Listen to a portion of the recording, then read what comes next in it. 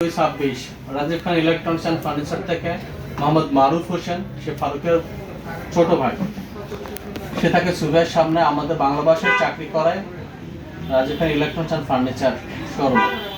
সে এক piece Android mobile নিয়েছে, দাম দেওয়া আছে 16,500 টাকা, জমা দিয়েছে 4700 টাকা, বাকি আছে 11,400 টাকা। সে তার বাকি টাকা আগামী 3 মাসের মধ্যে সম্পূর্ণ পরিশোধ করবে। সে প্রতি মাসে 5,000 টাকা করে কিস্তি পরিশোধ করবে। 15 তারিখে তার কিস্তির তারিখ ডেট। জামিনদার ফারুক হোসেন, সে পার্টির বড় ভাই, চাকরি করে তামিশনাতে।